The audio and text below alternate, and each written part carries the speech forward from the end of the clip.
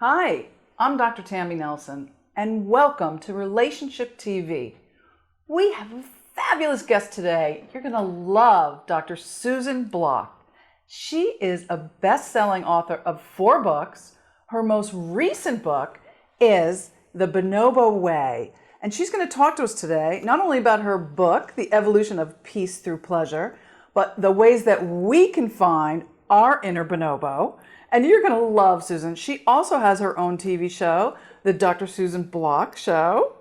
And so she'll tell us also how to find her on television. But you're going to love how Susan lives the bonobo way and how she can share with us how to find pleasure and sexual evolution.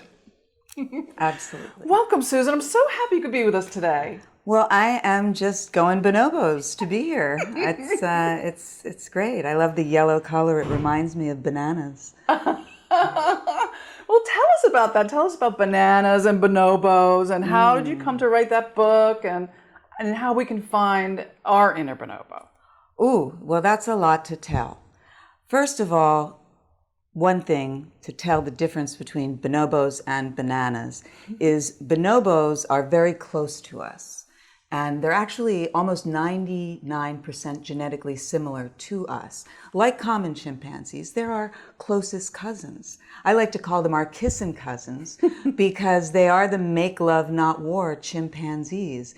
And they swing through the trees as well as with each other. So they're kind of wild. That's number 2, is bonobos have a lot of sex. A lot of sex. And for me as a sex therapist, this was kind of irresistible when I first saw bonobos on a PBS special in 1993. Okay. And then third thing is bonobos have never been seen killing each other in the wild or captivity. Wow, so they're lovers, not fighters. It has something to do with all the sex. It's a little more complicated than that, isn't it always? But definitely it seems that they make peace through pleasure.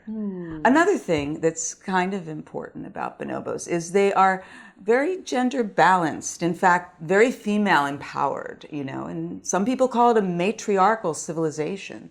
So we can learn a lot from bonobos about sexuality, about peace in our own lives and maybe in the world. Wow, I love that part about the female bonobos and that they're very sexual too. So they can grab another monkey and have hot monkey sex too, not just the males? I guess you could say hot monkey sex. I would say that is a correct phrasing, but they are not monkeys. They are apes. So monkeys have tails. We don't have, you might have a nice tail. I actually think you do. Well, but you. You don't have one of those long things that wind around the tree. Bonobos do swing through the trees, but they do it with their hands and their feet. So they're a little bit more evolved, would you say? Well, they're closer to us. Yes, we would say more evolved if you consider humans at the peak of evolution, which I don't know. I guess we kind of are because it's us. Hey, go us, go team, we always right? think we're the best. Exactly. And bonobos are close to us. They're our closest cousins. But you could say, since bonobos don't kill each other, that maybe they know a little something we don't know. Maybe they are a little more highly evolved just on that level of understanding how to make peace. And maybe it's something that we can learn both in our sex lives, in our relationships, very personal, because it all starts with the personal. And then the personal might become political. Well, and you're sort of inferring also that maybe it has something to do with that it's a little matriarchal, that the women maybe are in charge. It definitely that's why they're has not killing something each to other. do with that. And let me just say for the boys who might be getting a little nervous right now, bonobo boys. Or turned on. You never know. Well, yeah, definitely turned on. Admit it. Definitely turned on. It is a turn on to have a woman who wants sex, who believes in sex, who wants it for herself, who wants it for her own reasons. And bonobo girls have many reasons that they want it: for physical desire, for politics, for relationship, for making peace, for, it's not all just about, I have the urge. They have their reasons, but they're not afraid. They have confidence.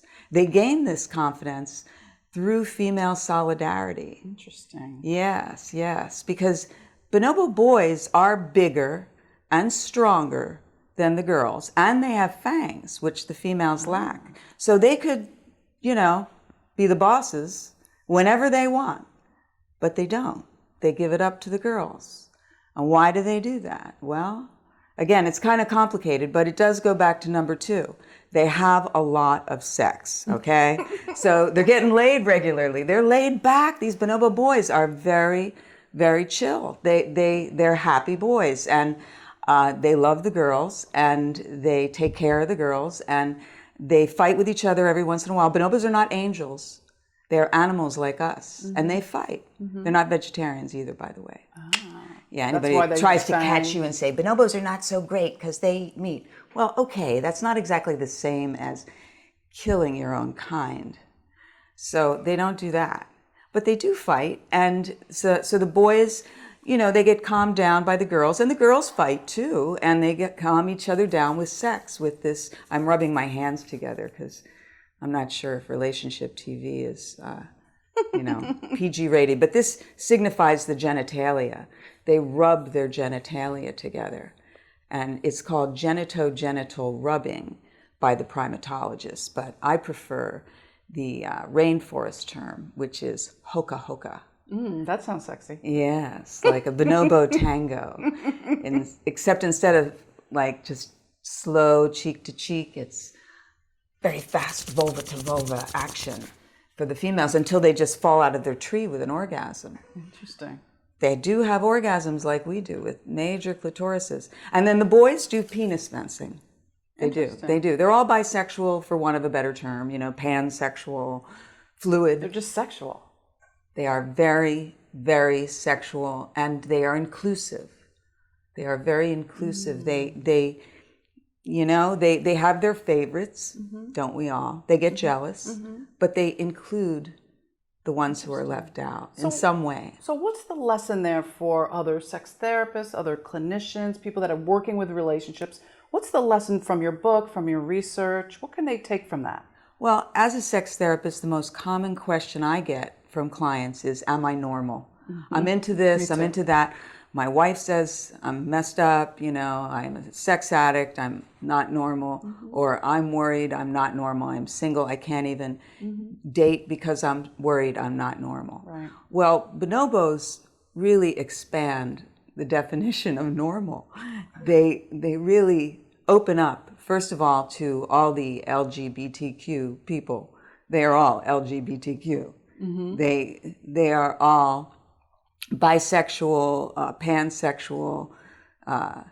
Bonobos are a little bit gay, I guess you could say. They're super sexual. They're super sexual, and they have fetishes, and they are polyamorous, and they are just very involved. They just don't judge. They just don't judge. And so it can help someone a lot to see that their sexuality is natural, because so often we're told that humans have these perversions, and that's what not natural. That's not natural. That there's only a certain way to have sex that is natural. Right. Like, certain desires are natural or normal. Now, whether you believe that nature or God or the goddess created bonobos, they show you that, a lot of this stuff, all this wild stuff, is natural. Maybe because it's wild.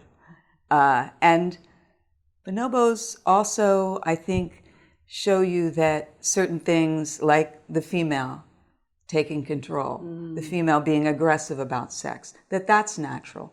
We are often told that, we should have equality, but really we're going against nature. Well, no, we're not. Right.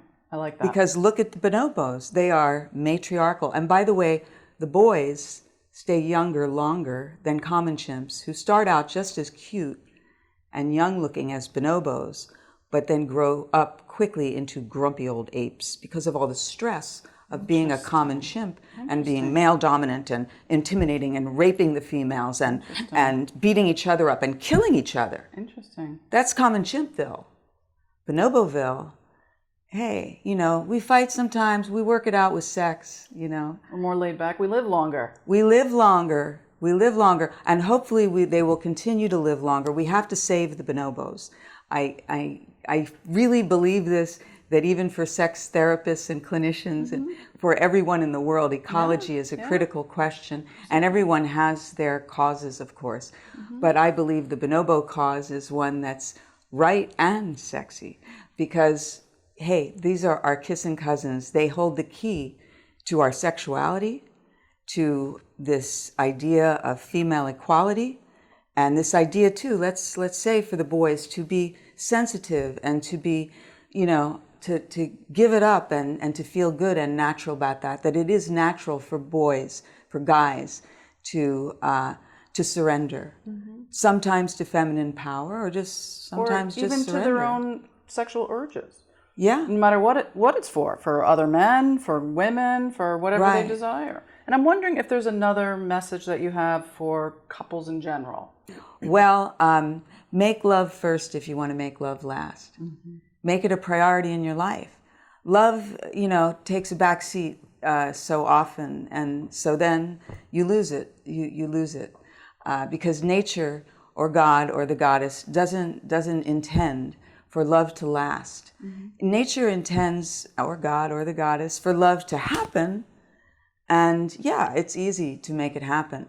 But if you want to keep it going, if you want to make it last, then I believe you got to make it first, which is one of the reasons I became a sex therapist, because, it's time consuming. Yeah, that's our tagline. We say the same thing.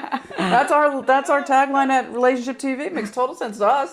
Yeah, we are already bought into that. Yeah, I get it. That's a great piece of advice for couples. I love that. Yeah. Absolutely. I don't know if you want me to talk a little bit about being an asect. I thought, wow, there's so many different kinds of people here. There's so many different ages, and everybody looks different and seems like they have different ideas of sex.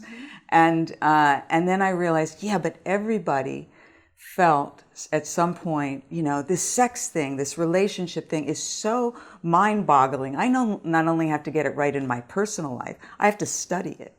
And then maybe I can help others. And we all kind of have that in common. Same drive, that same that mission. drive to really understand it. Everybody does have some drive to understand it.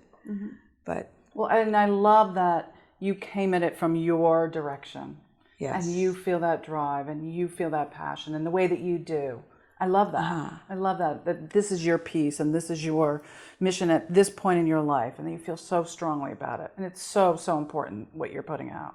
I really, really love that. Because reality is only part of our world. There's also, cyberspace is a big part of our world. Yeah, that's like the central nervous system of the planet.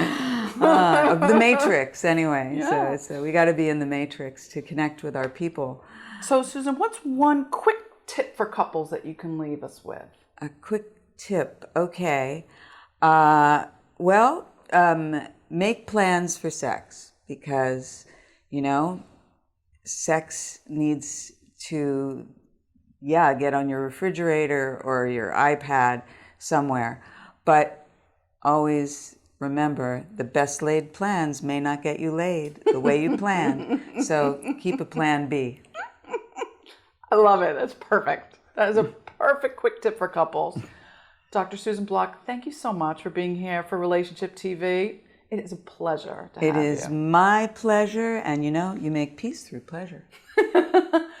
My pleasure, and hopefully your pleasure, to be with Susan Block today. And please save the bonobos. We're going to make sure that we give you all the information you need to get in touch with Dr. Susan Block. And to save the bonobos, you can find more information about Dr. Susan Block and the Bonobo Way. Go to bonoboville.com and also go to Dr. Susan Block. DrSusanBlock.com is a great place to go for all things Dr. Susie. And thank you so much for joining us today. This is Dr. Tammy Nelson for Relationship TV, where we put your relationship first to make love last.